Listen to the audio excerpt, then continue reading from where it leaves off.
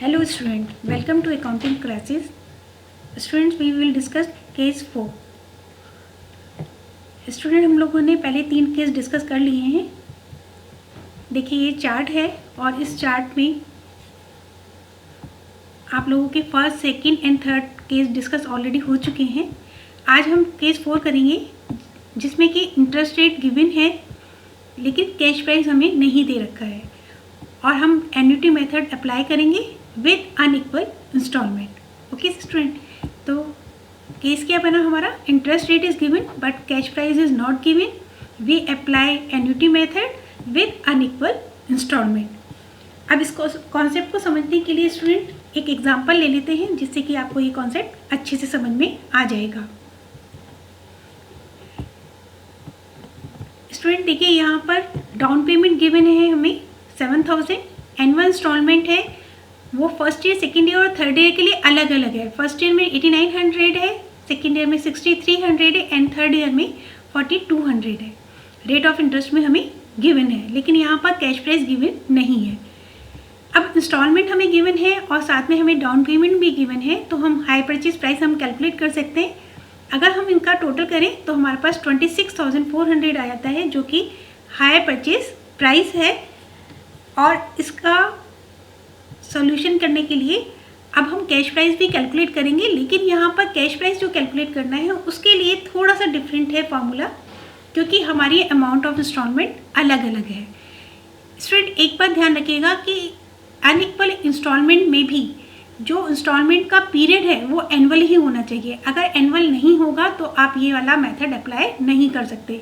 Annuity का मतलब ही होता है एनुअल, तो एनुअल पेमेंट है तो हम अप्लाई कर सकते हैं चाहे वो इक्वल इंस्टॉलमेंट है चाहे फिर वो अनइक्वल इंस्टॉलमेंट है. अब यहाँ पे कैश प्राइस निकालने के लिए स्टूडेंट मैंने ये फॉर्मूला एक्सप्लेन कर रखा है आपको. डाउन पेमेंट में प्लस करेंगे फर्स्ट इंस्टॉलमेंट और present value factor of 1 year at the rate of 5%. इस ढंग से हमें देखना है. पीवी फैक्टर हम जो देखेंगे वो इस तरह से देखेंगे कि फर्स्ट ईयर में 5% का कितना हमारा पीवी फैक्टर गिवन है. सेकेंड ईयर के लिए सेकेंड ईयर के हिसाब से और थर्ड ईयर में थर्ड ईयर के हिसाब से पीवी फैक्टर को देखेंगे टेबल में और उसी से हम उसको मल्टीप्लाई भी करेंगे. मैंने यहाँ पर 7000 प्लस फर्स्ट ईयर का इंस्टॉलमेंट 8900 है और हमारा पीवी फैक्टर अगर हम टेबल के थ्रू देखें तो 0.952 है. प्लस कर देंगे सेकेंड ईयर का इंस्टॉलमेंट हमारा 6500 है और हमारा पीवी फैक्टर है 0.907 और थर्ड ईयर के लिए हमारा पीवी फैक्टर है 0.864 और इंस्टॉलमेंट की अमाउंट है 4200. इसको हम इससे मल्टीप्लाई कर देंगे. जब हम मल्टीप्लाई करेंगे तो टोटल अमाउंट जो हमारा निकल के आएगा 7000 down payment plus 8473 for first year, 5896 for second year and 3629 for third year.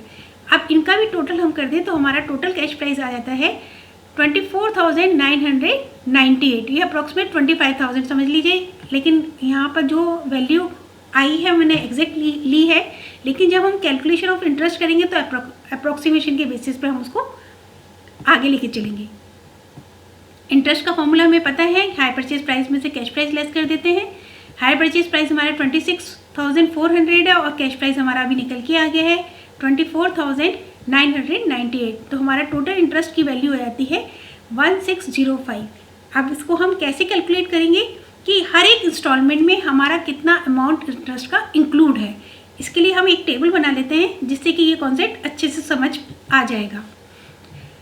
Total cash price हमें पता लग गया है 24,998. स्टूडेंट जैसे हमने केस फर्स्ट किया था या केस थर्ड किया था उसमें मैंने आपको बताया था कि क्वेश्चन बिल्कुल सिंपल हो जाता है. अगर आप पहला केस भी अगर अच्छे से समझ जाएंगे तो उसके बाद की केसेस करने में आपको बहुत आसानी हो जाएगी.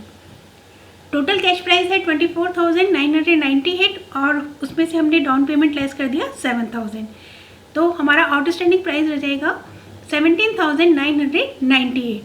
ये हमारा कैश प्राइस है. हमारा रेट ऑफ इंटरेस्ट 5% है. इसके हिसाब से अगर हम कैलकुलेट करेंगे तो अप्रॉक्सीमेट 18,000 है. तो मैंने डायरेक्ट 900 लिख दिया है क्योंकि मैंने अप्रॉक्सीमेशन के बेसिस पर इंटरेस्ट को कैलकुलेट किया है, पॉइंट्स के डिजिट को कंसिडर नहीं किया है. इंटरेस्ट हम इसमें ऐड कर देंगे तो total outstanding balance first year के लिए हो जाएगा 18,898 और हम इतना इसमें हमने इंस्टॉलमेंट पे किया है 8900। 8900 पे करने के बाद हमारा सेकेंड ईयर के लिए जो आउटस्टैंडिंग बैलेंस है वो कितना हो जाएगा 9998। ये हमारा आउटस्टैंडिंग बैलेंस है at the end of second year. अब इसके बेसिस पे हम रेट ऑफ इंटरेस्ट के हिसाब से इसका इंटरेस्ट कैलकुलेट करेंगे तो ये अप्रोक्सीमेट 500 आएगा। इसमेमें हम ऐड कर देंगे आउटस्टैंडिंग कैश प्राइस में इंटरेस्ट की अमाउंट ऐड कर देंगे तो टोटल आउटस्टैंडिंग बैलेंस हो जाएगा हमारा 10,498।